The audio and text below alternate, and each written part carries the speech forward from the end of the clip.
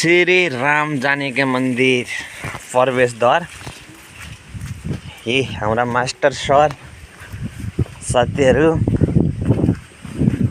सीताकुण्ड यहाँको दृश्य कहाँ हात हाल्छ यहाँ मान्छे म पनि म यहाँ त्यसै नै काट्नु त्यसपछि काट्नु मिलाएर यहाँको त्रिशूल हेर्नुहोस् यति ठुलो छ एकदमै राम्रो है मन्दिर। आजभोलि त यस्तै छ साथीहरु, केही छैन खासै। पछि मेलाको टाइम चाहिँ एकदमै रमाइलो हुन्छ, यहाँ धेरै राम्रो हुन्छ है। यस्तो छ हजुरहरुले कोले आउनु भएको छ यहाँ घुम्न हेर्नुहोस्।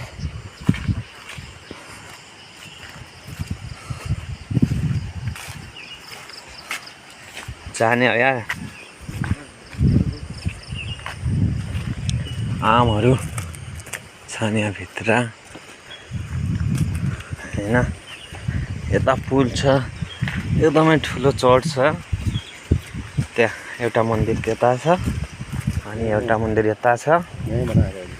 अहिले नयाँ सिस्टमको यहाँ यस्तो दामी पुल छ। भाइरल पुल भनेको यही हो हेर्नुहोस्।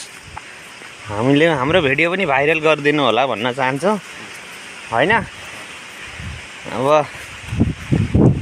अतुर नभए पनि भिडियो भाइरल त गराइदिनु पर्यो हो हजुर।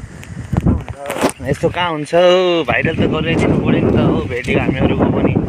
यसो भनेको हजुरहरुले बनाउनु हुन्न भाइरल भिडियो। ल प्रवेशद्वार तल सीताकुण्ड चाहिँ नदी। हिजोको वर्षले हेर्नुस् न यहाँ पानी कति ठुलो आछ। ल मन्दिरमा दर्शन गर्ने एकदमै राम्रो है त।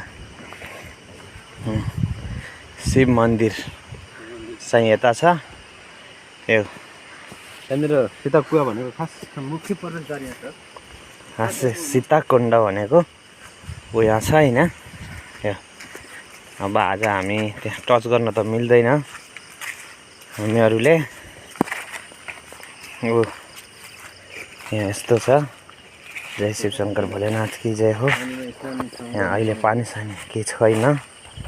यहाँ यस सीताकुण्ड भन्ने यस्तो छ। आजभोलि त होस्, तर यो ठाउँ पनि